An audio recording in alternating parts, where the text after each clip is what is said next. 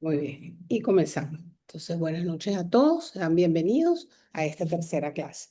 Vamos a hablar un poquito sobre las tasas de lactancia para que revisemos rápidamente, un momentico aquí, cómo es el comportamiento mundial de esto. ¿Ok? Fue la primera clase que di yo aquí. Siempre manifiesto que no tengo conflicto de intereses en la presentación de estos temas.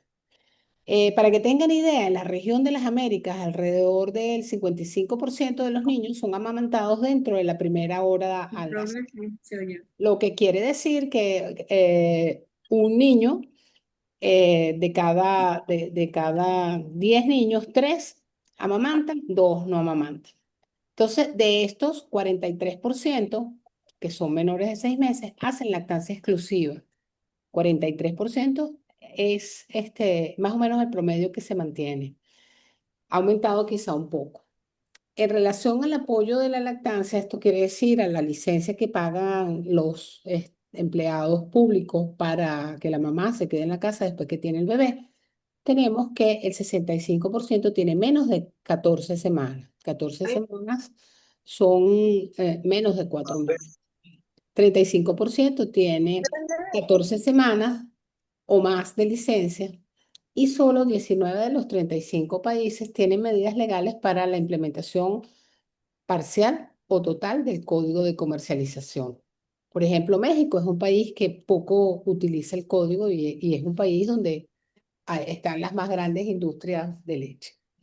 Entonces, bueno, que sabemos que las características de la leche humana, que es esencial para la supervivencia, la salud infantil, sabemos que es un alimento seguro, natural, nutritivo, sostenible y que cuando la lactancia es inadecuada, las muertes infantiles aumentan, aumenta el síndrome de muerte súbita infantil, hablamos que protege contra la leucemia, que promueve el apego y con las madres también mejora la enfermedad cardiometabólica. El cuadro de mando global de la lactancia es una herramienta epidemiológica que evalúa el progreso de la lactancia para fortalecer las políticas que respaldan la lactancia y examina las prácticas mundiales de lactancia, cuándo se inicia, si se cumple la hora sagrada, si es exclusiva hasta los 6 meses y si se da con alimentación complementaria hasta los 2 años o más.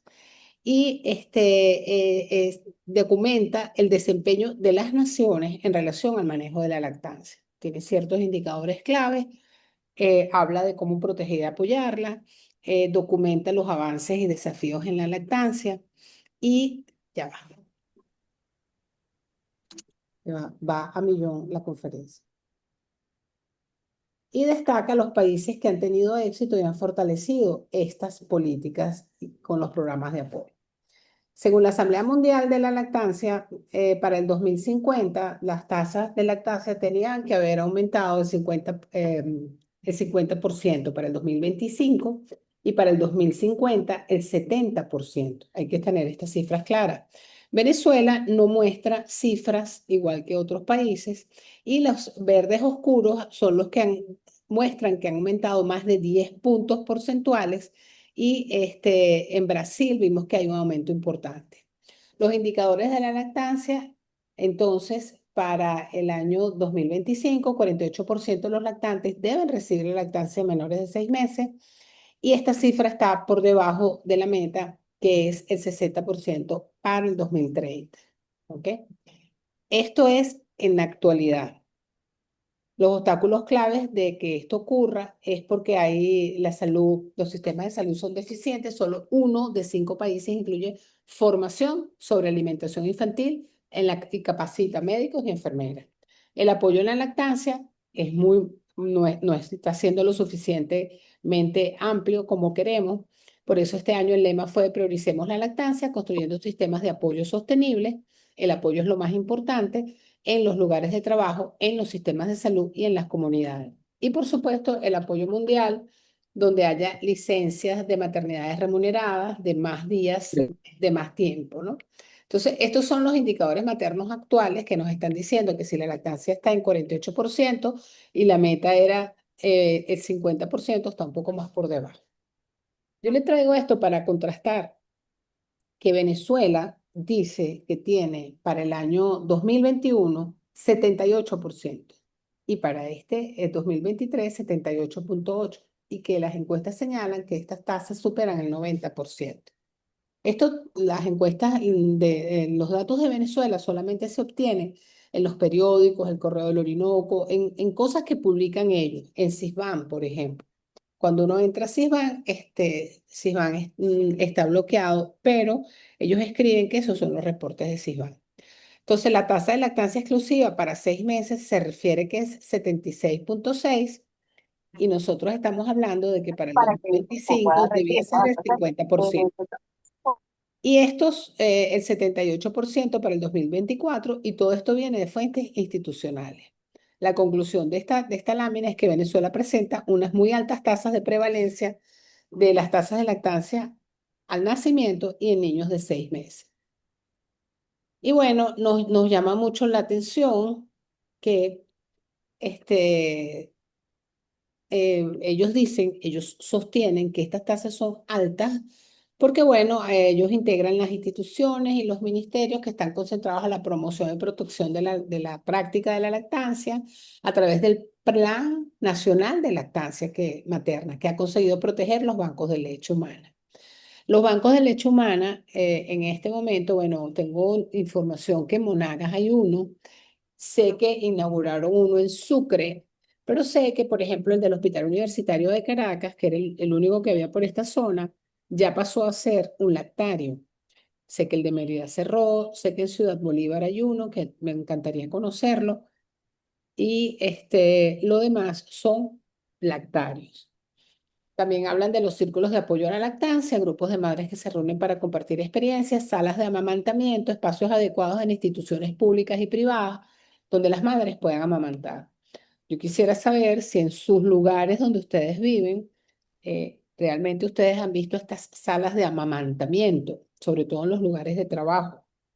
La educación y comunicación, ellos dicen que estas campañas incluyen la lactancia humana en el currículo educativo.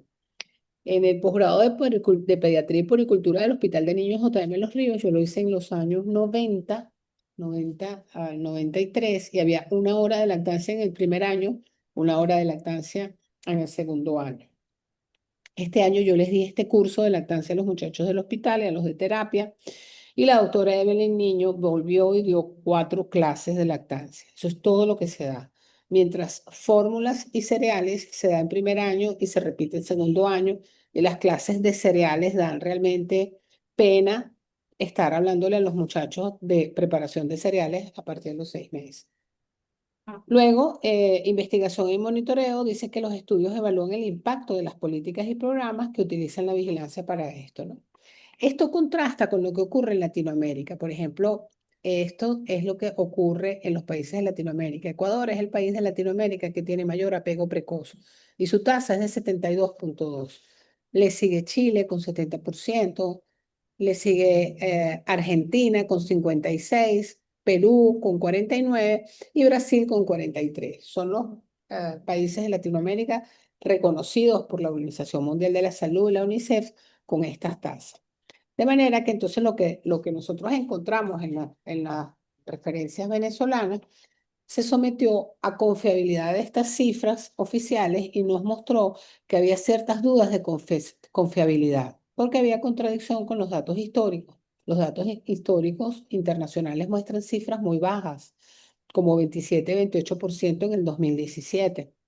Esto eh, llegaba a menos del 40%, que era lo que se manejaba quizá para el 2020-21. También hay una falta de validación externa, o sea, no hay confirmación de los organismos internacionales independientes que digan, sí, cierto, Venezuela tiene estos datos, y bueno, lo ha hecho históricamente muy bien, porque a pesar de no tener hospitales amigos de los niños, ni tener prácticas positivas en el parto, ni tener lactarios, ni bancos de leche, pues mira cómo hace. También por ausencia de datos de bases globales en la Organización Mundial de la Salud y en UNICEF, y no son capaces de explicar la metodología a través de la cual CISBEN obtiene estas cifras. En un contexto epidemiológico como el nuestro, aumentar de 27,86 en el 2017 ahorita a 78,8 en el 2024, en menos de una década, esto sería extraordinario y digno de exportar. De manera que el colectivo, que es la herramienta que nosotros utilizamos, no excluye totalmente a Venezuela. Aquí vamos a ver los fondos a través de los cuales se incentiva la lactancia, el cumplimiento del código, la protección de la maternidad, la iniciativa Hospital Amigo de los Niños y otros. En el fondo, se sugiere que se le dé a los países, a las mamás, dinero para que ellas puedan amamantar. Venezuela da un bono que no sé si en la actualidad llegue a esto, ¿no? Pero claro, invertir en lactancia tiene un retorno extraordinario. Igual, el cumplimiento del código es importantísimo, la comercialización de los sucedáneos es dañina y desalienta el amamantar. Y las tasas más altas de lactancia es en países que son alineados con el código. Por ejemplo, lo vimos como aumenta realmente las tasas de lactancia en países como Sierra Leona, que hizo un decreto nacional del Código de Sucedáneos y las tasas aumentaron desde el 32% en el 2013 al 50% en el 2021. Por lo cual quiere decir que educación más cumplimiento del código, esa mezcla es positiva para eso. Protección de la maternidad en el lugar de trabajo también es fantástico porque se cumple, al cumplir las licencias remuneradas más allá de 14 semanas, pues permite a los padres, a la madre, pues establecer la lactancia. Y esto se vio así en Vietnam cuando extendieron las cifras de lactancia, la tasa de lactancia, vimos que aumentó del 24 al 45 del 2014 al 2020. La iniciativa Hospital Amigos de los Niños también permite aumentar, realizarla también permite aumentar las tasas de lactancia.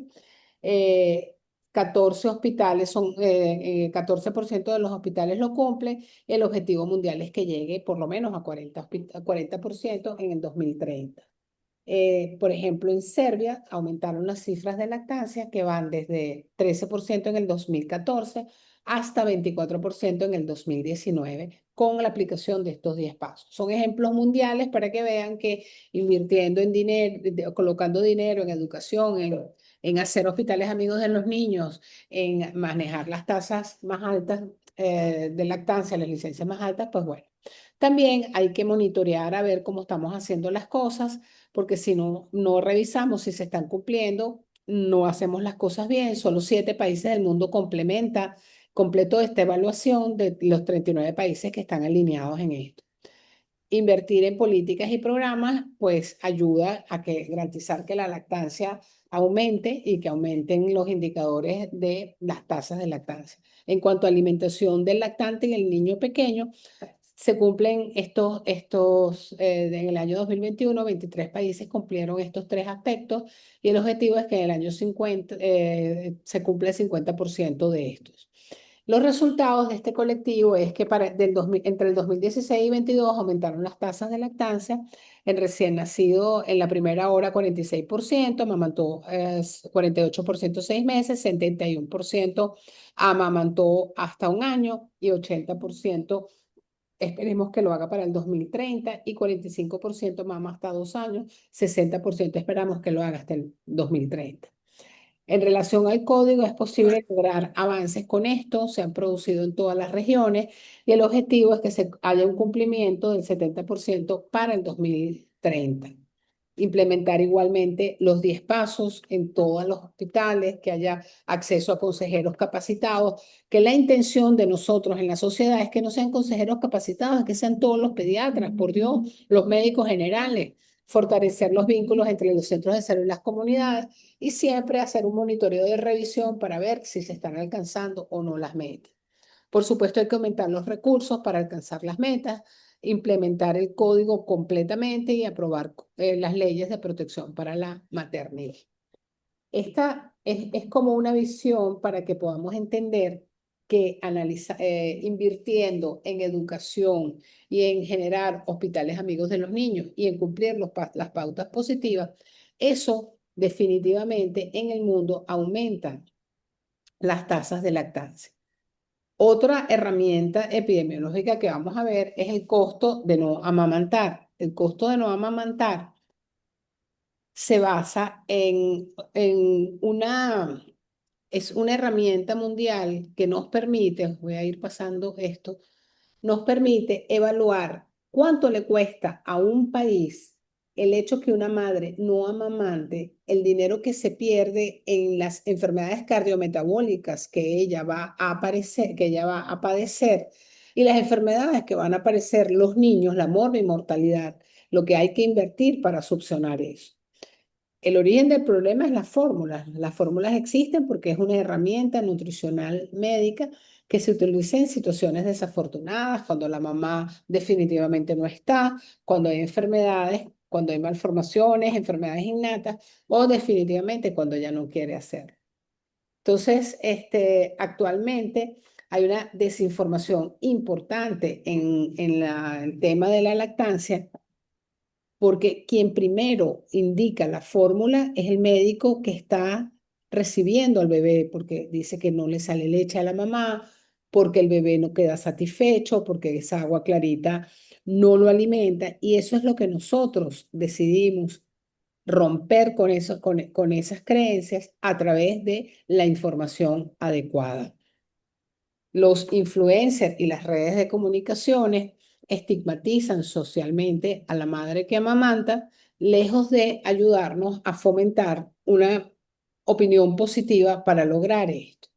Entonces, los países de bajos y medianos ingresos son los que tienen que estar más interesados en lograr altas tasas de lactancia, porque en los países de altos ingresos, claro que el costo de amamantar persiste porque las mamás también les va a dar enfermedades cardiometabólicas y las mamás les va a dar cáncer de mama, cáncer de ovario y los niñitos no van a disfrutar de todas las ventajas de la lactancia. Pero ellos en esa situación tienen resuelto el problema porque pueden adquirir una fórmula adecuada y tienen un sistema de salud robusto que se va a encargar de ello. En el caso nuestro no es así. Y es por eso que lamentablemente es una herramienta de sobrevivencia. ¿Ok? Entonces, se ha evidenciado por estadísticas anuales que el no dar lactancia implica la muerte de por lo menos 600.000 niñitos al año, es decir, que mueren 1.500 niñitos al día. Y esto tiene un costo en dinero de 340.000 millones de dólares a nivel mundial, que es lo que gasta el sistema de salud en pérdida de productividad por muertes maternas y pérdida de capital humano. Es decir, 1.000 millones al día en algo que puede ser prevenible con el uso de la lactancia. Entonces, como les decía varias veces, esta es una herramienta que es una herramienta epidemiológica que se utiliza para evaluar los costos económicos de esto, basada en pruebas que son fáciles de usar, presenta resultados fáciles de interpretar, para que la finalidad es exponerle a la población lo que cuesta este tema y crear intervenciones eficientes y herramientas pues para usar. Entonces hay que incrementar los fondos que se coloquen en el país para aumentar las tasas de lactancia en nacer hasta los 2 años. Debe haber un cumplimiento pleno del código de sucedáneos. No puede ser que uno todavía vea para hacer una cesárea en el hospital, tráigase una latita de leche, tráigase un teterito. En la clínica, tráigase una latita de leche, tráigase un teterito. La enfermera lo primero que hace es preparar el teterito. Por supuesto que promulgar estas licencias de familiares remuneradas y en el trabajo para la lactancia, implementar los 10 pasos de la lactancia exitosa y mejorar el acceso a los asesoramientos que podemos dar los pediatras en los centros especializados. Entonces, esto está basado en datos de acceso abierto. La idea es que el Estado y los defensores de esta información, eh, por esto estimado, pues puedan ayudar a los países y puedan mejorar la calidad humana de esto. Entonces, mueren niñitos de 6 a 59 meses por diarrea, esta cantidad, más de 500.000 de niñitos al año. Por neumonías, 700.000 niñitos al año. Estos niñitos no han amamantado, ¿ok? De esto, la mayoría son recién nacidos o menores de 6 meses.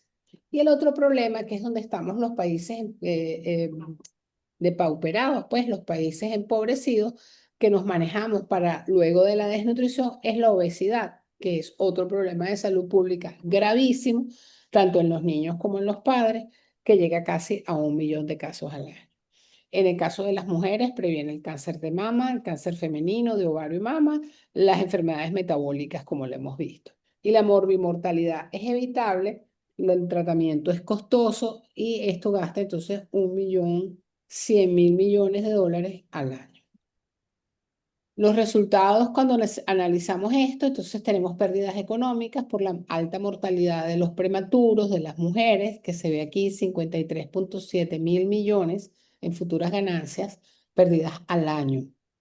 El mayor componente de estas pérdidas son las pérdidas económicas cognitivas, de lo que hubiese podido producir la señora que se muere a los 30 años con un cáncer de mama o que se muere con un ACV a los 40 años porque no dio lactancia. Estas son las cifras estimuladas.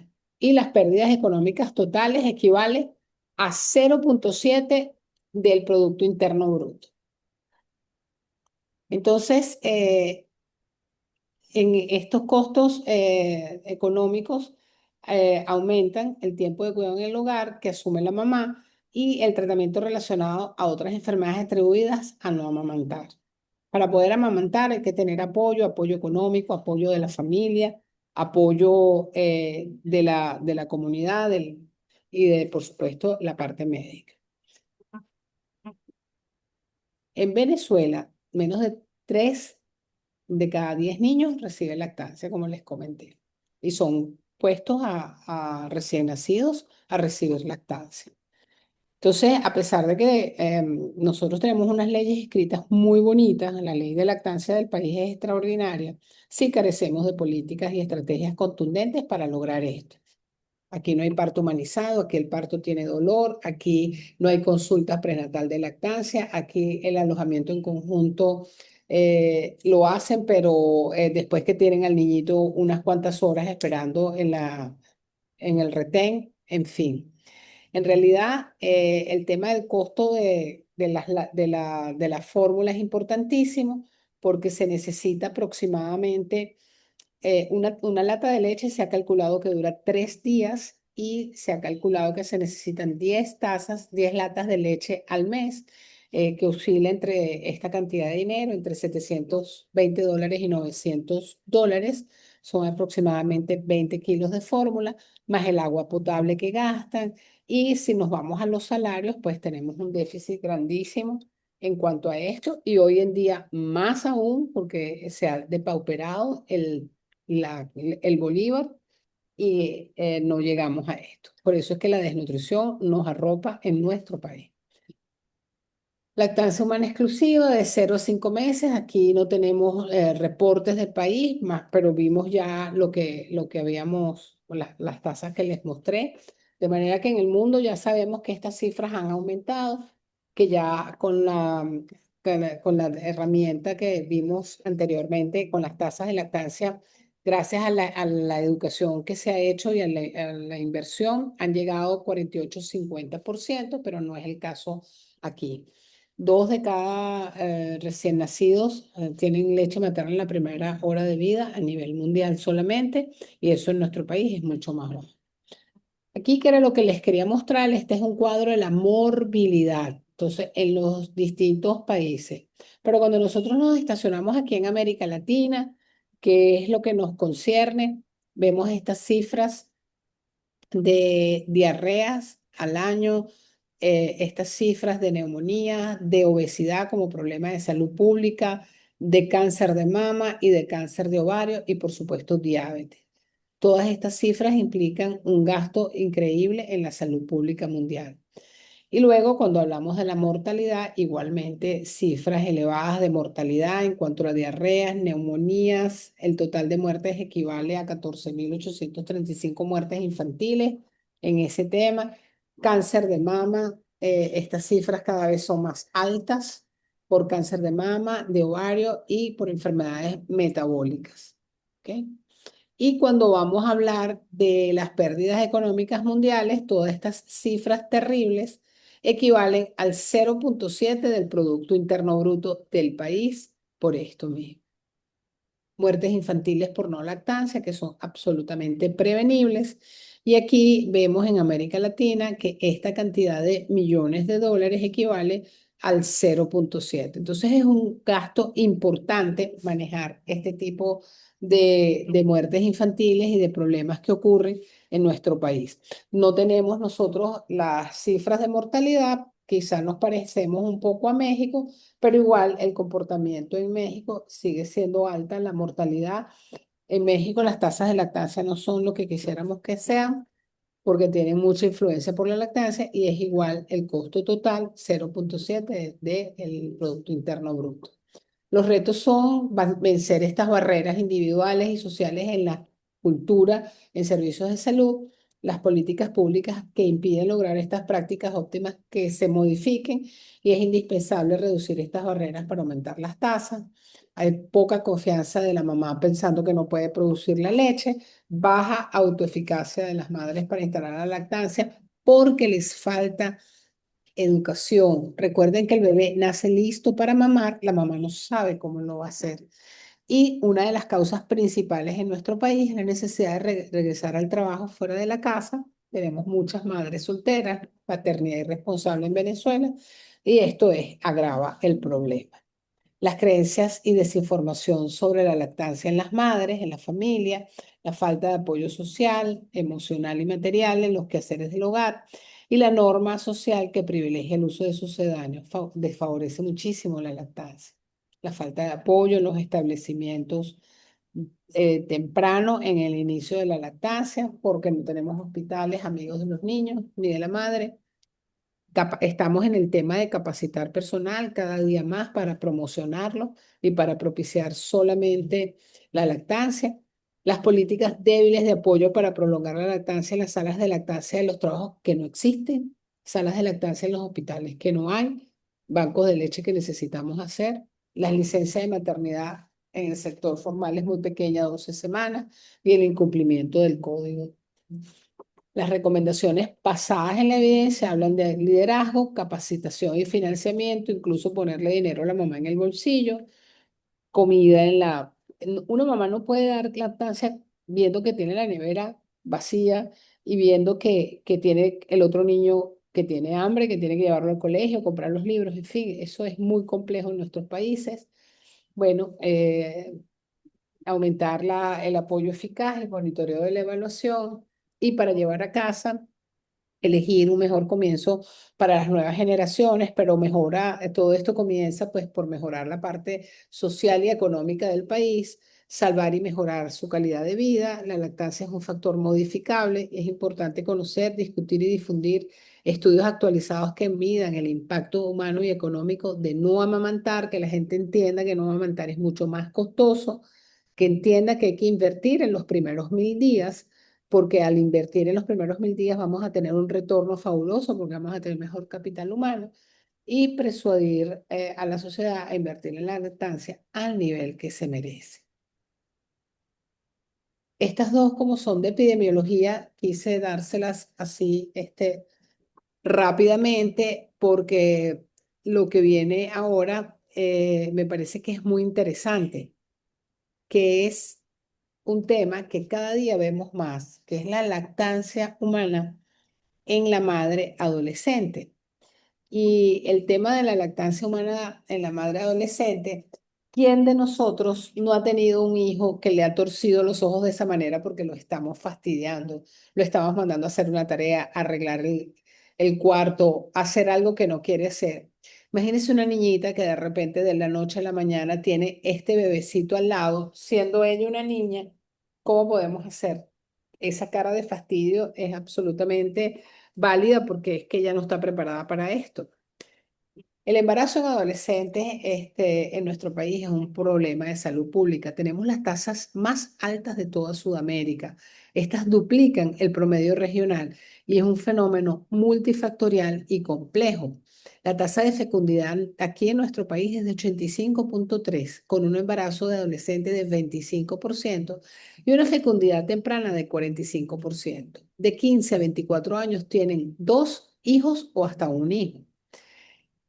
Y nosotros no tenemos tasas por debajo de 15 años, porque la Organización Mundial de la Salud no las toma en cuenta, porque la mayoría ocurren es por abuso sexual de los familiares más cercanos o de las personas que viven en la casa de esta niña que ha sido abusada.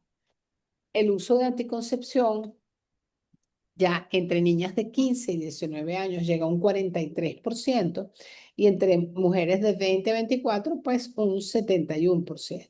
¿Cuáles son los factores que influyen en esto del embarazo en adolescentes? Pues por supuesto la pobreza.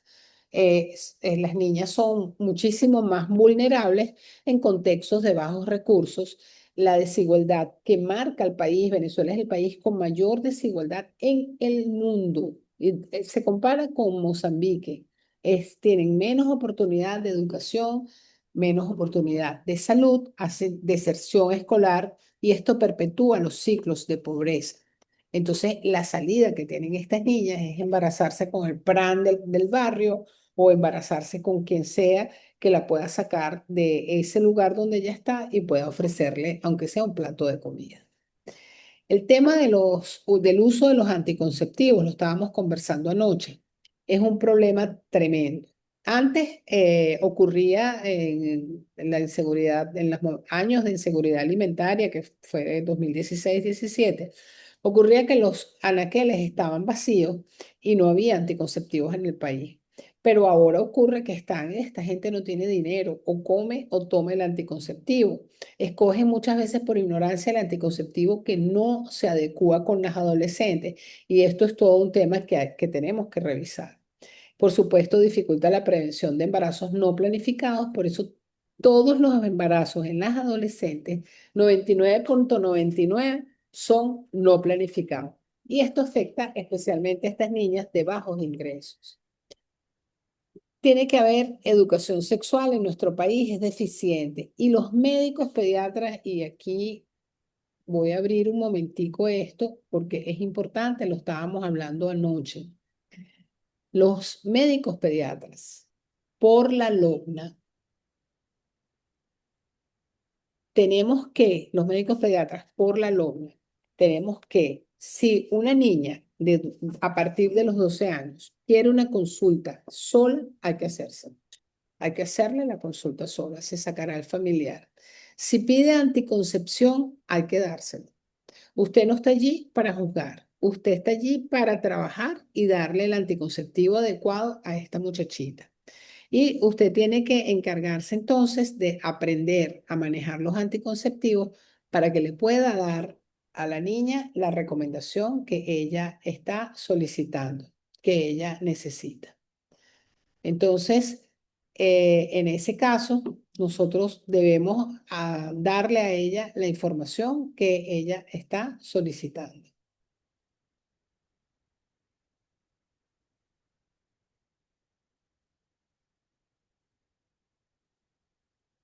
Ok, perdón.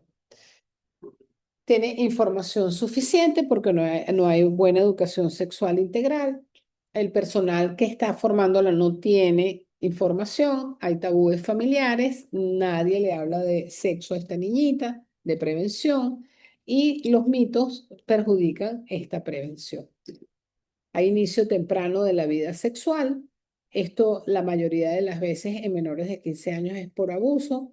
Esta actividad sexual es precoz sin protección. Hay un alto riesgo de embarazos no planificados y la presión social buscando que ellas se relacionen con sus pares y sean aceptadas es lo que hace que ellas cedan. Menores de 15 años pensar siempre en violencia y abuso. Los perpetradores siempre están en la casa, siempre están cerca y con la violencia de género es imposible negociar el uso de los anticonceptivos. El entorno familiar es un factor de riesgo, sobre todo cuando hay la ausencia de una estructura protectora, hay familias disfuncionales, hay falta de supervisión parental porque la mamá está trabajando, porque el papá está ausente y estas niñitas buscan afecto fuera del hogar. Bueno, las soluciones necesarias serían el acceso a los anticonceptivos y a los servicios, a la educación, la protección social, prevención de la violencia y abuso y garantizar el acceso a oportunidades, es decir, disminuir la desigualdad. Entre los métodos anticonceptivos recomendados hay métodos de barrera, que es el condón, el único método que además de prevenir el embarazo, previene las infecciones de transmisión sexual. Los métodos hormonales como píldoras, parches, anillos, que son seguros y eficaces, y los DIU o los implantes de alta eficacia y protección prolongada. Los implantes van a hacer engordar a las niñitas, en algunos casos las van a deprimir y son un poco más costosos. Lo ideal sería colocarle un DIU a estas muchachas para estar tranquilos con ese tema y por supuesto, además del DIU, que usen su condón para evitar las enfermedades de transmisión sexual. Los factores a considerar son la maduración biológica y psicológica de la niña, las preferencias personales y la accesibilidad y las contraindicaciones médicas. Pero no existen razones médicas para que usted le niegue un método anticonceptivo por la edad de la niña. Una vez que usted le haya mandado el anticonceptivo, esa niña debe ir al ginecólogo infanto-juvenil, si lo hay, donde usted vive, donde usted trabaja, y si no, será el ginecólogo normal para que le haga su citología de todos sus despistajes de cualquier enfermedad de transmisión sexual y vea cómo está ella. Debemos hacer educación sexual, los conocimientos son insuficientes, hay bajo nivel de información sobre sexualidad en este caso. A ver, educación debe sobre sexualidad y los anticonceptivos. La educación debe ser adaptada, debe ser igualitaria y la prevención debe ser efectiva, fundamental para reducir los embarazos no planificados, que es lo que siempre tenemos. Deben participar los padres, los educadores, la comunidad y en América Latina, 50% de los recién nacidos comienza la lactancia a la primera hora de vida, 40% reciben lactancia como hemos visto y la prevalencia varía desde el 7,7 hasta el 64%. Estas son las cifras que más o menos manejamos dependiendo a la fecha en la que estemos hablando. Pero en las mamás adolescentes esto no se sabe porque no hay quien estudie en la lactancia, el comportamiento de la lactancia en estas niñas. Según la Organización Mundial de la Salud, sabemos las recomendaciones, pero las madres adolescentes, cuando son atendidas en los hospitales, ellas se les da poca motivación para instalar una lactancia eficaz y duradera. Ella no entiende, ella le duele, ella se siente maltratada y ella realmente no está incentivada a dar lactancia. Cuando sabemos que nosotros los adultos es lo mejor para el niño y para la mamá. Sabemos todos los beneficios que tiene la lactancia, que va a reducir la morbimortalidad infantil, disminuye la incidencia de muerte súbita, las infecciones, en fin, mejora el estado nutricional, crecimiento y desarrollo, el desarrollo maxilofacial, protege contra alergias, enfermedades inmunológicas, enfermedades no transmisibles, el desarrollo cognitivo y logra establecer un vínculo robusto.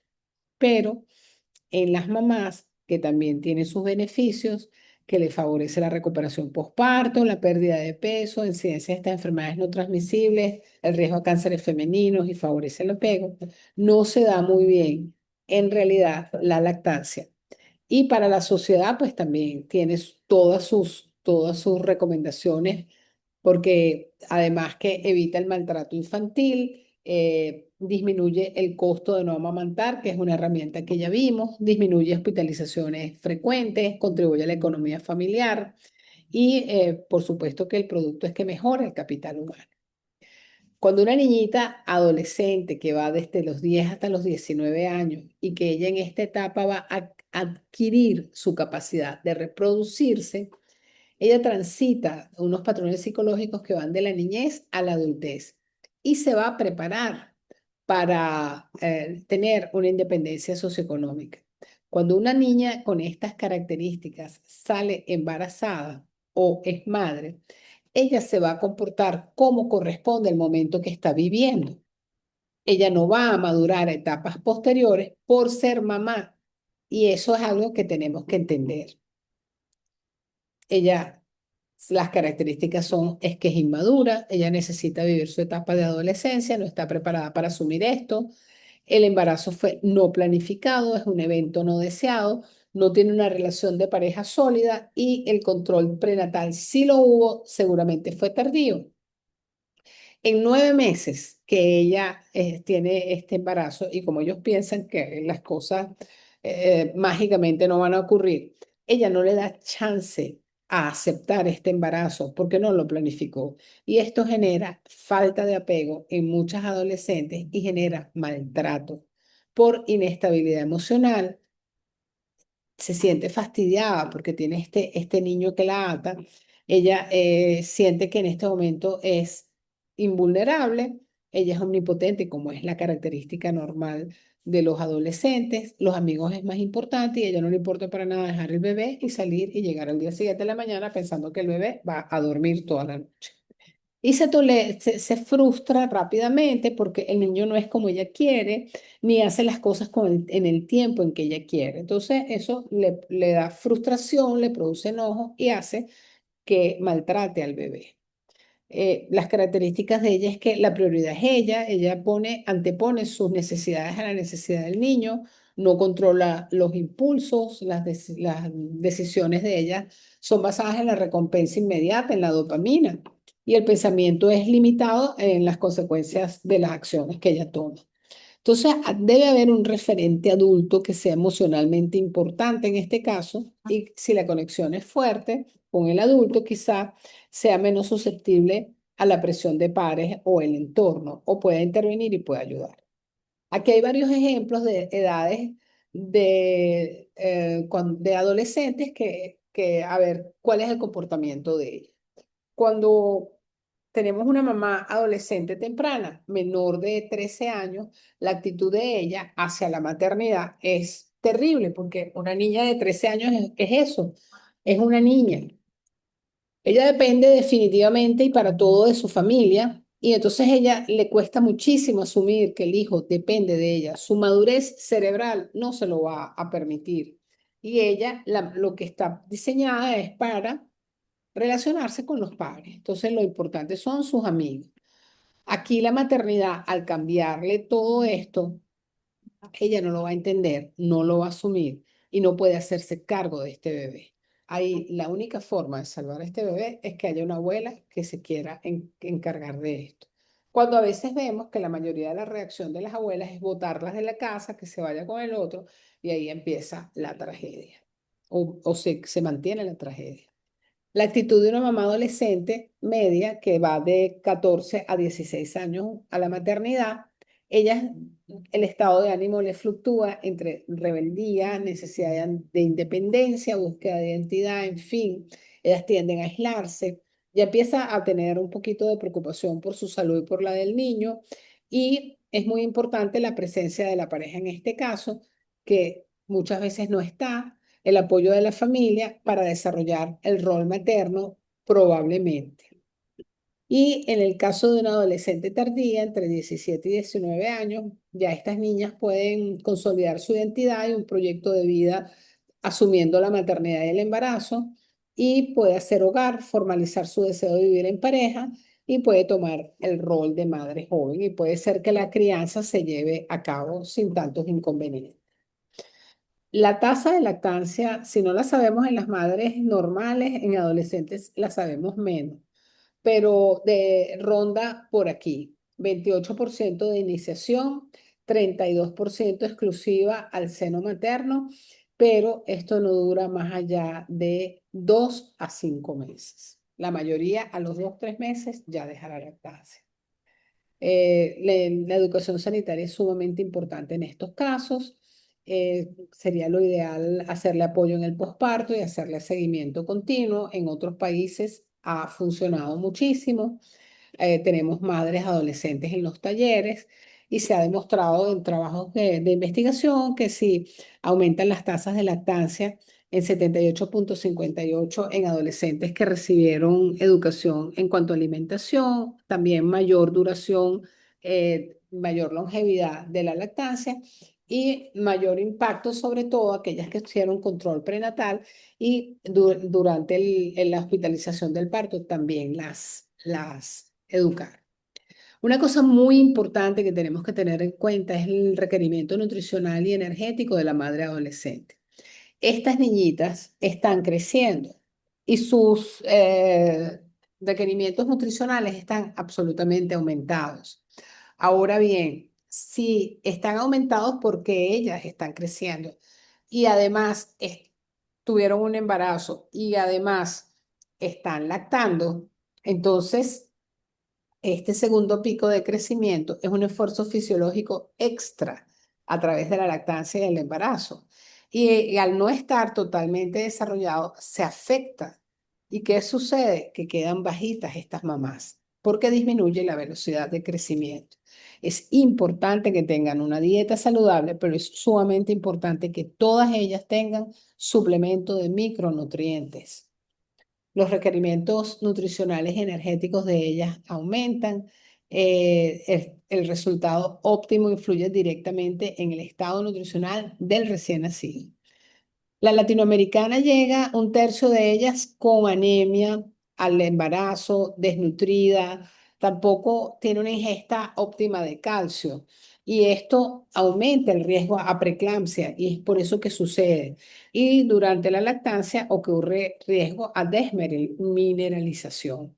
Entonces, las embarazadas y las lactantes en el primer trimestre hay que asegurar, hay que garantizar el aporte de micronutrientes y a medida que va avanzando, el aporte energético y nutricional, aumentarlo calorías por trimestres.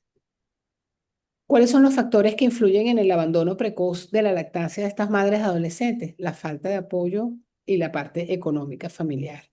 Que la madre sea una estudiante y quiera volver a estudiar. Y mientras más bajo es el nivel de escolaridad, peor todavía. Y si es primiparidad, peor todavía. El desconocimiento y la importancia de los beneficios de la lactancia, la falta de confianza en la capacidad de amamantar, porque no está formada, porque no se le dio educación, entonces siente que queda con hambre, siente que no lo satisface, que esa agua clarita no lo llena, las influencias más familiares y culturales y la mala técnica en lactancia. Si le duele, ya lo deja de hacer. Y el reinicio de las actividades escolares, ella quiere estar con sus padres, ella suelta al bebé para irse con sus padres. Ha habido estrategias exitosas para promover la lactancia, decidir el tiempo que va a aguantar, que se toma durante el embarazo para iniciar estas intervenciones con la consulta prenatal, por supuesto. Hacer reforzamiento del apoyo de la lactancia, de los pediatras, los pares, conjunto por separada, y la educación es definitivamente lo que va a ayudar a reducir los problemas relacionados a falta de apego y a todo lo que puede pasarle por tener una mala técnica. Por supuesto que los pilares fundamentales de apoyo son las instituciones de salud, nosotros los pediatras y la familia. Y esto va para el éxito de la lactancia de la mamá. Las conclusiones en cuanto a la estrategia integral, hay que educar, hay que usar anticonceptivos y hay que dar consejería. Los anticonceptivos de larga data son los que respaldan la evidencia que son mejores utilizar y eliminar barreras para superar estos obstáculos socioeconómicos, culturales. Hay que atender de manera especial a las mamás adolescentes, sobre todo nuestras. Hay que hacer programas específicos de educación para estas mamás dirigidos exclusivamente a ellas que tienen intereses distintos. Hay que incluir a la pareja, si es que la hay, y a la familia para apoyarlo. Y realizar investigaciones clínicas para ver cómo funciona esto, para evaluar los programas durante el embarazo y el posparto de estas niñitas, a ver qué podemos hacer con ellas, porque no se ha estudiado lo suficiente la conducta de ellas en este caso. Hay que apoyarla para lograr que la lactancia por lo menos llegue los primeros 6 meses. La consulta prenatal se impone y aquí hay que escuchar con paciencia a estas niñitas lo que plantean, sus perspectivas y sus expectativas. Y tener habilidades de comunicación para mejorar el diálogo entre los pediatras y las madres adolescentes. Aquí les muestro que entonces el módulo 1, ya vimos la consulta prenatal de lactancia, ya vimos las herramientas tecnológicas que le impulsan, hablamos de la nutrición en los primeros 1000 días, hablamos de la anatomía y la fisiología de la lactancia y hoy hablamos de tasas mundiales, del costo de no amamantar y de la madre adolescente. Entonces, aparte de esto, les voy a enviar digamos que el examen que corresponde para esto. Pensaba que lo tenía aquí, no lo grabé, que ya se los voy a poner en pantalla para que ustedes, pues, permítanme un segundo dejar de compartir para buscarles específicamente. Y hay un bonus track, como dice Carlos, mi esposo, que es, como estamos en el mes rosa, hablar un poquito sobre una visión de la lactancia, que sería la biopsia líquida de leche humana para diagnóstico precoz de cáncer de mama. Ok, ya se los comparto.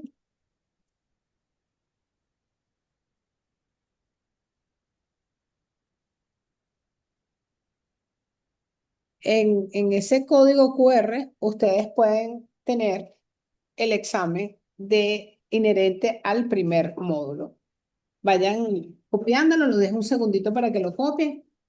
Y, a ver, son las 7:52. Si ustedes quieren, podemos seguir a la biopsia líquida. Si están muy cansados, podemos dejar. La doctora Leone decide. Qué responsabilidad, doctora. Bueno, no sé, a lo mejor están fastidiados con tanta estadística que vimos hoy, pero es importante para que entiendan que hay que Yo, invertir en lactancia. yo pienso que todavía estamos a buen tiempo. Ok, Eh, ¿Qué piensa la mayoría? Pueden comentar. sí, sí, pueden escribirlo. Voy a Siéntanse en la libertad de opinar. Vamos a seguir. Por aquí seguimos, doctora.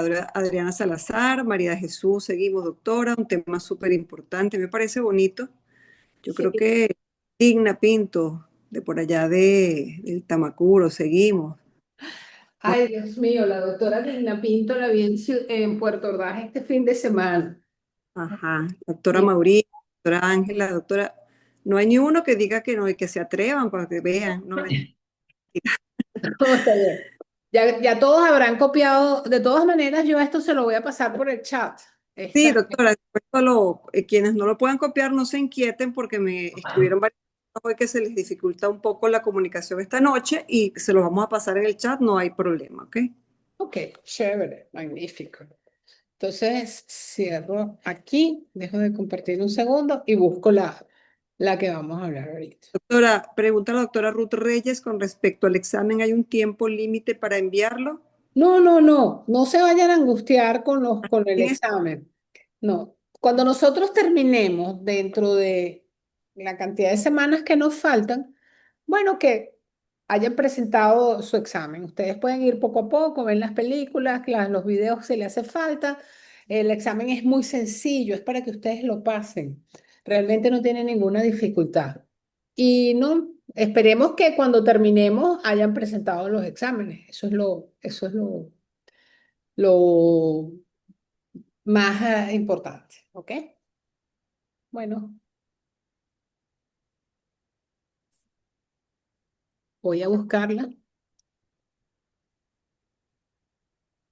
Ok, varias preguntitas. Estas clases las van a Sí, enviar. Sí, como hemos enviado todas las clases, esta también se va a claro, compartir. Se va a todas. compartir el examen no hay premura, se puede contestar cuando gusten, cada módulo, hoy termina el primer módulo, son 4 módulos.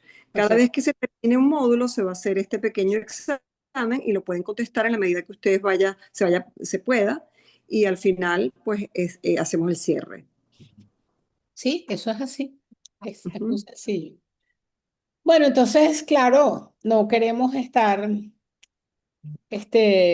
fuera de lo que está pasando en el mundo. Estamos en el mes de lactancia, perdón, el mes rosa. celebramos el Día Mundial de la Concienciación del Cáncer de Mama el 19 de octubre. Y este curso, pues, da para eso y más. Entonces, aquí vamos a ver que la leche humana tiene tantos beneficios y aquí nos va a permitir a través de su estudio muy sencillo de hacer el diagnóstico precoz de cáncer de mama. Ustedes dirán, bueno, pero ¿por qué los pediatras nos interesa este tema? Esta doctora sí es necia. No podemos hablar de cáncer, nosotros no somos oncólogos. No, pero vamos a soñar, porque la Venezuela de mañana, aquí debe haber muchos muchachos jóvenes que a lo mejor a ellos les va a tocar hacer de rutina este examen y recordarle a las mamás que hay que hacerlo, porque así como le recordamos a las adolescentes, a las mamás jóvenes que tienen que hacerse su citología y su despistaje de cáncer de cuello. Este, a través de la biopsia líquida, nosotros vamos a medir la cantidad de enfermedad, la podemos monitorizar en el tiempo y conocer la eficacia de los tratamientos y podemos hacer el diagnóstico de cáncer de mama antes incluso que aparezca la lesión, hasta 2 años antes. Y es que el cáncer de mama es el cáncer más común y la causa más común de muerte por cáncer en los países empobrecidos. Ya en el primer mundo dejó de ser problema de salud pública, ya hay otros cánceres que así lo hacen, pero en este país es un problema de salud pública.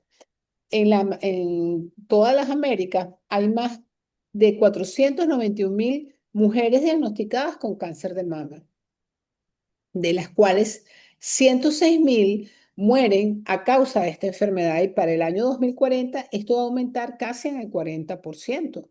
Entonces, los casos llegarían a ser 684.174 y las muertes 162, o sea, una barbaridad. Entonces, realmente hay que prestarle atención a esto. Esto lo traje rapidito para que vean que es la segunda, aquí, cómo ha aumentado, vean, 2017 era segunda causa de muerte, miren aquí. De 15 pasó a 17,6. Y en las tasas de incidencia, esto es mortalidad, y las tasas de incidencia de 42 a 46. Sin embargo, lo que le quiero mostrar aquí es que el cáncer de mama en mujeres, la incidencia se ve 45 a 54 años, mortalidad 54 a 64. Pero cada vez más la incidencia se está presentando a etapas más bajas. Entonces, las tasas de incidencia varían según el grupo etario y entender que estos patrones se modifican va a mejorar los esfuerzos en detección y prevención. Y tiene un impacto significativo en la población que requiere mayor atención. Una mujer con cáncer de mama en una familia es una carga económica, no puede trabajar y es un impacto emocional tremendo. Cuando hablamos de las estadísticas en el cáncer de mama, vemos que de 187 países en el mundo, 150 tienen este problema, con una incidencia de 11,7%, una prevalencia de 144 por cada 100.000 mujeres y una mortalidad de 22,7. En nuestro país no tenemos estadísticas. Cada año en el mes rosa nos da la estadística la Sociedad Anticancerosa de Venezuela. Pero las estadísticas claves para este año, se mueren 10 mujeres cada día de cáncer de mama, que se estima que se debe morir una mujer cada 3 horas, con una incidencia más o menos de 46,47 nuevos casos por cada 100.000 mujeres. De manera que el cáncer de mama es la primera muerte oncológica en mujeres venezolanas. Los factores de riesgo, pues en edades tempranas se está presentando cada vez en edades más tempranas. Ayer tuvimos una reunión que me dejó impactada. Fue una visión 360 de cáncer de mama, desde las tetras, ginecólogos, oncólogos, internistas, en fin, y una representante de Senosalud, mujeres de 29 años, 27 años, 25 años con cáncer de mama. El diagnóstico es tardío en muchos casos y el hacer el diagnóstico tardío disminuye la expectativa de vida hasta en 20 años. La prevención se recomienda concientizar Pero el autocuidado y el tratamiento oportuno, el autocuidado va no de tócate, porque ya cuando tú te tocas y tienes la lesión, ya vas tarde. Tan tarde vas que si la lesión tiene más de 5 centímetros es metastásica. Entonces, el autocuidado va por el estudio de imágenes que sean capaces, eco o resonancia, sobre todo la resonancia que se puede evaluar por inteligencia artificial y se puede predecir patrones de aparición de lesiones, y esas interpretaciones existen hasta 2 años antes que aparezca la lesión allí. Y, ¿por qué no? Si estamos hablando de que la mujer en edad fértil de 20 a 34 años, de 20 a 40 años, produce su bebé y da lactancia, ¿por qué no instalar como se instaló la citología? Pues en cada parto, evaluar unas gotitas de leche madura, hacer el estudio y descartar que haya ADN tumoral o comprobar que no hay nada, pues. Entonces, eso sí sería la detección temprana. Bajar la edad de detección del uso de estas mamografías a 35 años o menos, porque menos todavía más se está presentando para detectar lesiones tumorales pequeñas o que no sean palpables y que no hayan aparecido. Realmente en el manejo del cáncer de mama se pierden 15 años de vida debido al manejo del cáncer de mama. Y aquí está para que veamos que se mueren 10 mujeres al día y esta es la incidencia más o menos que salió para este año. Este es el de boletín de este año. 3.707 casos en Venezuela, muertes en Venezuela con 9.148 casos, o sea, 25 casos por día. El problema ya lo tenemos estructurado. Es el cáncer de mama, la primera causa de muerte en Venezuela y tiene un 30% de recaída. El problema ahora es que se presenta en edades más tempranas. El autocuidado no puede ser solamente tócate, porque si te tocas y no te lo sientes, tú no sabes qué vas a sentir allí. Tienes que utilizar otros métodos diagnósticos para lograr un tratamiento oportuno. Los nuevos cánceres de mama van de 45 a 54 años, como le mostré en la gráfica que era roja y azul, la mortalidad 55 a 64, y la mamografía y el eco a partir de los 35 pudiera ser tarde. La Organización Mundial de la Salud, como solución, aumentó la inversión en prevención para hacer diagnóstico precoz y avance terapéutico en un 73% en los países, en todos los países. Por eso en los países del primer mundo, al aumentar la inversión en diagnóstico precoz y avance terapéutico, llegaron a personalizar el tratamiento para evitar la resistencia al tratamiento y las recaídas. Entonces, el desafío son estrategias centradas a disminuir esa mortalidad de 22.7 para reducir el cáncer de mama. ¿Cuál es la incidencia del cáncer de mama en el embarazo? 1 sobre 3.000 a 10.000 gestantes, aparece de 0,2 a 2.6%. Y el cáncer de mama en el embarazo o en el perpedio, cuando se hace el diagnóstico, ya el estadio es más avanzado, el riesgo es mayor y la mortalidad mayor, por los cambios propios que ocurren en la mama durante el embarazo y el puerperio. Y de 35 a 55 nuevos cánceres de mama, que no es nada despreciable, ocurren 6 meses después, entre 6 meses y 10 años después del parto en mujeres menores de 45 años. El cáncer de mama durante el embarazo sigue siendo la principal neoplasia que se diagnostica durante el embarazo y el posparto, y el reto es un reto, el tratamiento para los sistemas de salud y para el bienestar de la mamá y el bebé. Y es que realmente es un momento muy complicado, es un impacto emocional intenso ver una mamá bella, joven, con un pelo así por la quimioterapia o teniendo una quimioterapia durante un embarazo. Esto se estudió de primero en un centro de referencia que queda en Barcelona de medicina personalizada, que es el Instituto Valdebron.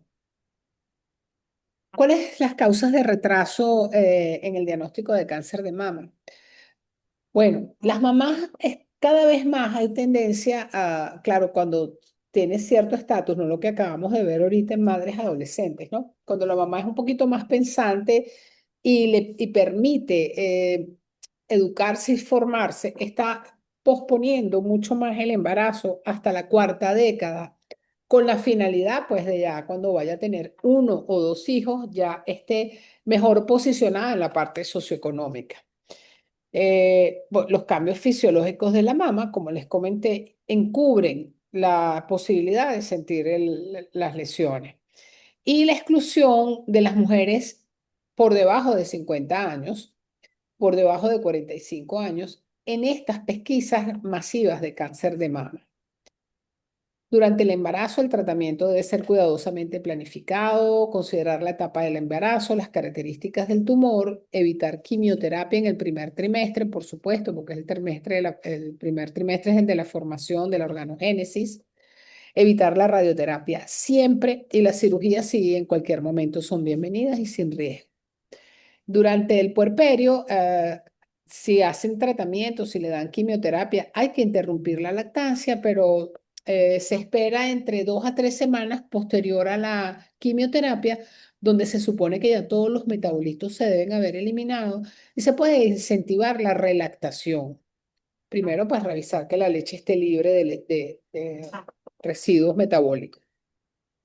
Sin embargo, hay que considerar que el objetivo de este tratamiento es el resultado oncológico óptimo de la madre.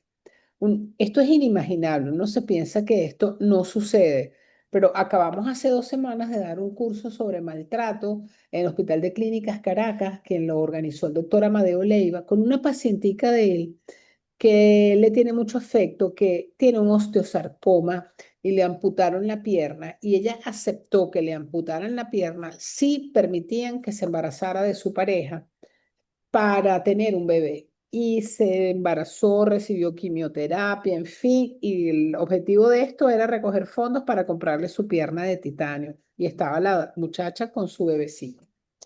Claro, es una adolescente, entonces no le para mucho a la bebé, pero bueno, esa fue la condición que ella puso. Y no se ha demostrado que interrumpir el embarazo va a mejorar el pronóstico del cáncer. Estas mamás son monitoreadas muy de cerca, buscando recurrencias.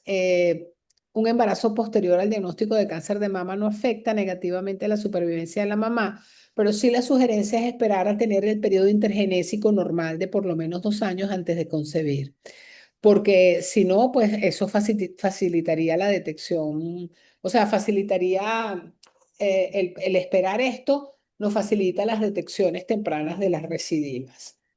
Amamantar después de un cáncer de mama se puede. Recuerden que el cáncer no se transmite por la leche humana. Se puede amamantar de ambos pechos si se ha hecho cirugía conservadora. La lactancia puede ser exitosa. Se puede hacer extracción manual. Y las mamás que reciben radioterapia, 50% de ellas producen leche y un cuarto de ellas nada más amamanta. En relación al pecho que se irradia, es muy rechazado porque la leche tiene mayor cantidad de sodio y es rechazada por el bebé. Los programas de detección de cáncer de mama, nosotros los conocemos, son realizados en mujeres de 50 años en adelante, por eso excluye todas las mamás en edad fértil.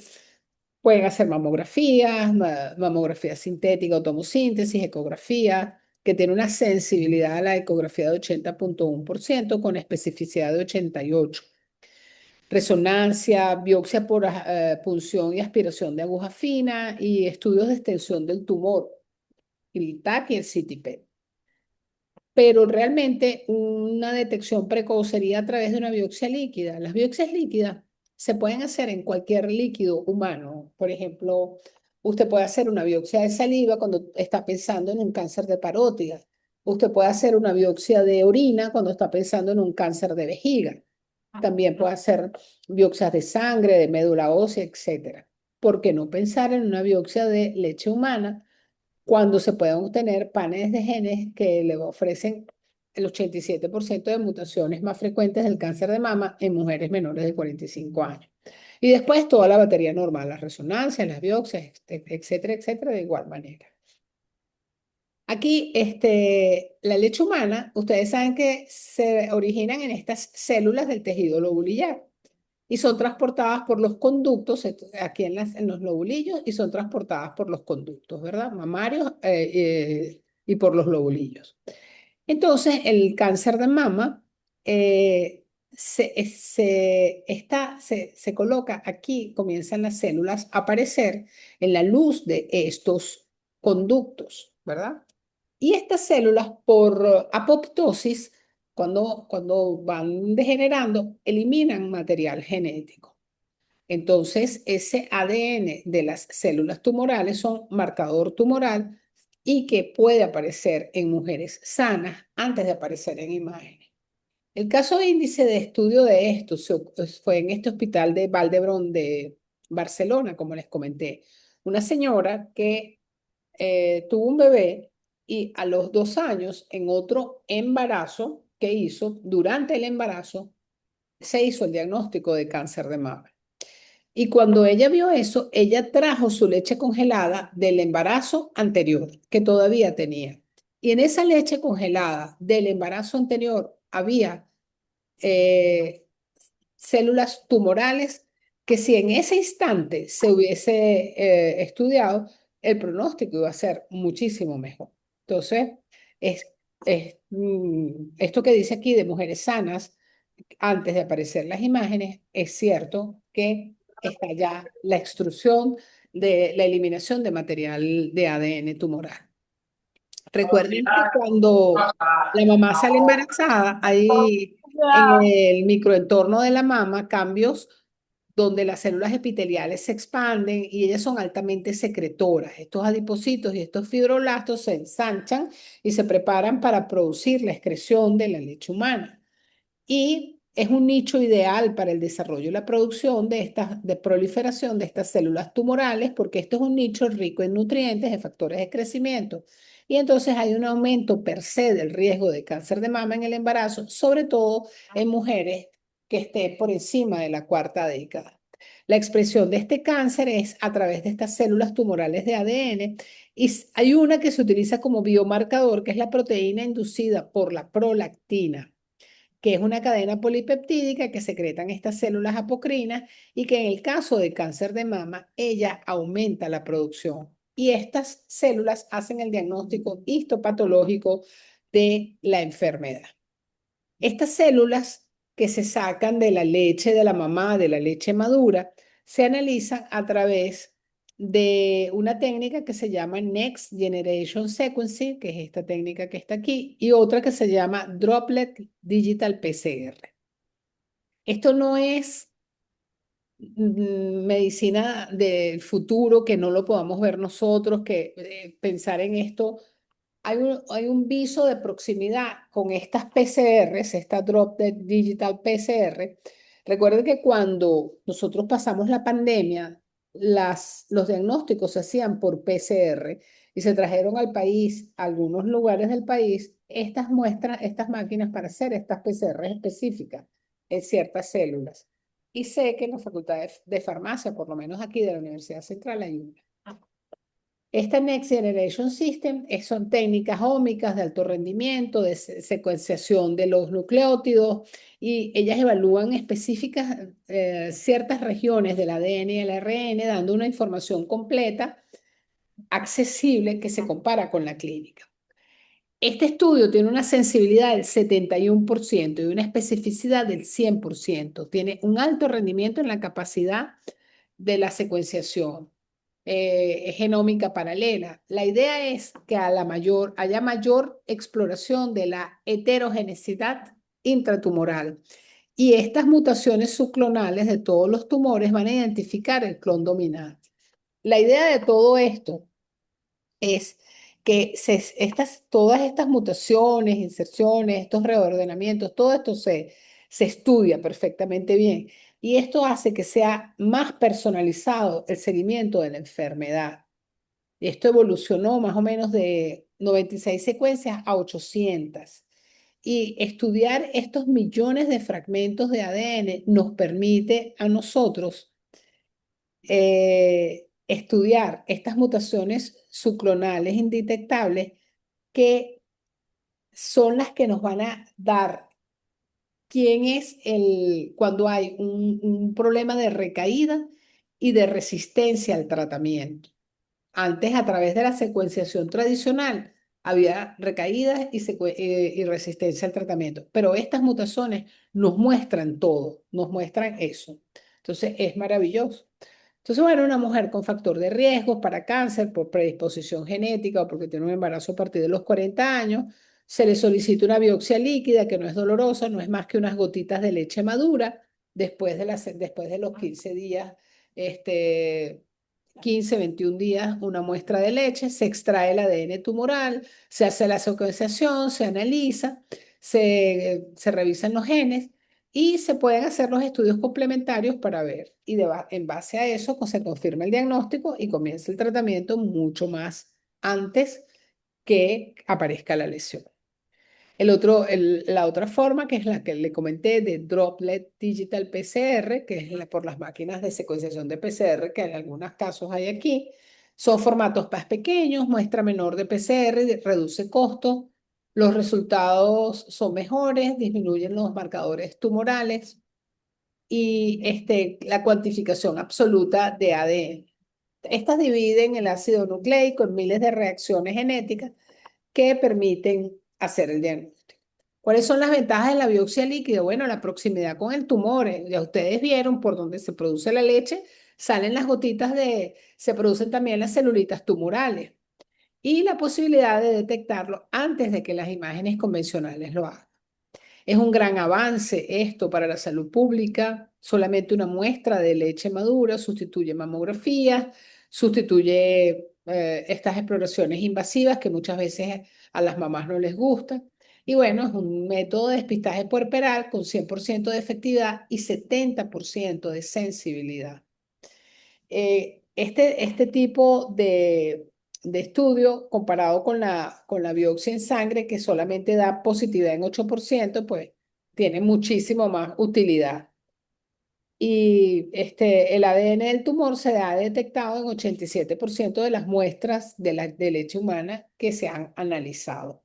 Y en el trabajo que se hizo en el Hospital de Valdebrón, 13 coincidieron con las mutaciones en los tumores coincidieron con 13 de 15 pacientes que se estudiaron.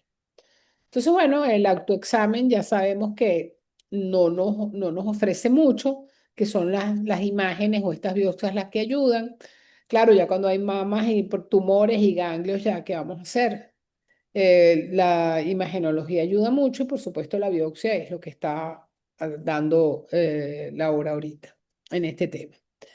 Recuerden que la lactancia tiene un factor protector que es directamente proporcional al tiempo de amamantamiento, que el riesgo disminuye 4,3 cada año de lactancia. ¿Cuáles serían los próximos pasos? Bueno, validar estos resultados en estudios más amplios, evaluar la implementación de esta técnica como una herramienta no invasiva y sobre todo en las mujeres reacias a hacerse estos procedimientos. Y es que todo evoluciona. En los años 60, esto se solucionaba con mastectomías radicales, ya para la década de los 80 del siglo pasado. Se beneficiaban de tratamiento hormonal, en la década de los 90 surgieron las mamografías y ya para principios de este siglo, en la primera década, fueron los primeros tratamientos dirigidos. Y bueno, hoy hablamos de oncología personalizada. A futuro, la detección temprana, la capacidad de detectar esto es increíble antes de que haya evidencia de imágenes. El diagnóstico temprano, pues por supuesto, favorece muchísimo la longevidad y el tratamiento y el éxito del tratamiento. Beneficiaría a mujeres excluidas de estos protocolos y es una herramienta sencilla para demostrar la presencia o descartar que la haya. Esto, colocarlo en el posparto como un protocolo de atención, pues sería todo un reto. Algunas áreas de estas prometen buscar biomarcadores emergentes, así como esta PIP que estábamos estudiando. Las aplicaciones clínicas permiten la atención y el seguimiento del cáncer de mama, desde el diagnóstico hasta el seguimiento, y por supuesto usar la inteligencia artificial para analizar los estudios. Y en conclusión, el cáncer de mama durante el embarazo y el posparto es una realidad que requiere un enfoque multidisciplinario para el diagnóstico y tratamiento. El diagnóstico temprano y manejo adecuado son cruciales para optimizar el resultado mamá-bebé. La biopsia de leche humana es una herramienta valiosa para el diagnóstico precoz. Esto sí sería diagnóstico precoz de cáncer de mama. y transforma todas las investigaciones y el tratamiento en oncología. Es un método accesible y efectivo de detección tumoral. Ustedes me dirán que si esto se hace, sí se hace de rutina, se hace en países de primer mundo, se hace en España. Y bueno, el costo cuesta entre 600 y 700 euros el estudio, que es muy costoso, no, más costoso es un cáncer de mama. Más costoso es perder la vida por un cáncer de mama. Perder 15 años de vida en el tratamiento del cáncer, como vimos ahorita, ¿verdad? Entonces, bueno, nada, ese regalito se los quise traer aprovechando que estamos en el mes rosa para que vean hasta dónde da la lactancia, la leche humana y que tengamos mente abierta como científicos que somos a que todas estas cosas se pueden lograr en nuestro país. Y bueno, estoy segura que los jóvenes pues lo irán a ver. Wow, doctora, maravillosa esta perla que nos acaba de dar. De verdad que yo creo que todos estamos bien contentos con este, ¿cómo fue que usted la llamó? Un plus. Bonus track. Son como las películas estas que al final le dan escenas, ¿no? Mi hija siempre se queda hasta el final y yo, qué fastidio. Y resulta que hay escenas, ¿no? Entonces, este es un bonus track que es un regalo que se le da después de todas estas clases. Que yo sé Gente, que las dos primeras son fastidiosas, pero bueno. no, con esto ya imagínense, menos mal que nos quedamos. Aquí hay una pregunta que creo que nos hacemos todos, pregunta la doctora Grace López, ¿en qué parte de Venezuela hacen este tipo de estudios? Si es que se hace. No, No, estamos dando a conocer todo esto en este país para que mente abierta sepamos que existe, porque el problema que tenemos ahorita con el resto del mundo es que nos hemos quedado demasiado atrás. Tenemos una brecha demasiado grande. Entonces hay cosas que nosotros que se dan en el mundo que nosotros no nos imaginamos. Y entonces pensar, pero es que esto es imposible, esto no, hay en la Facultad de Farmacia, yo tuve la oportunidad de estar con ellos en un congreso que hicieron en Mérida, yo estuve allí varios días, y el director de la Facultad de Farmacia me dice, ¿y cuál es su línea de investigación? Y yo dije, nada, la biopsia líquida de leche humana, para no quedarme callada. Y entonces me dijo, ¿y a través de qué? Yo le digo, de PCR.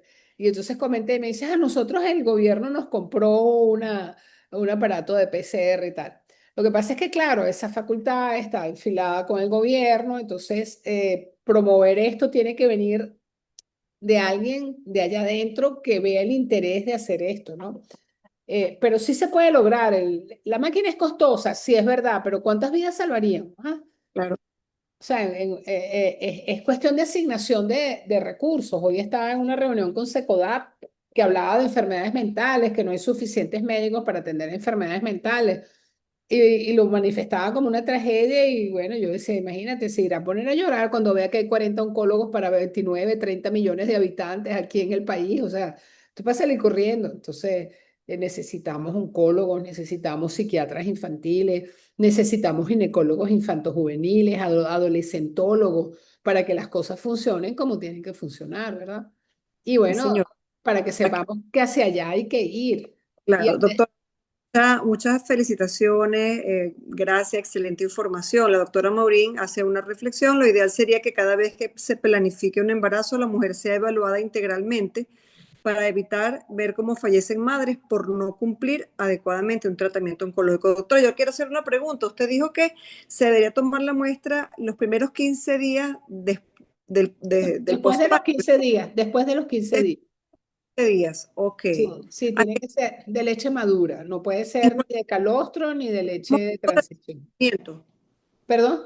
en cualquier momento del amamantamiento después de los primeros 15 días. En cualquier momento del amamantamiento después de los 15 días.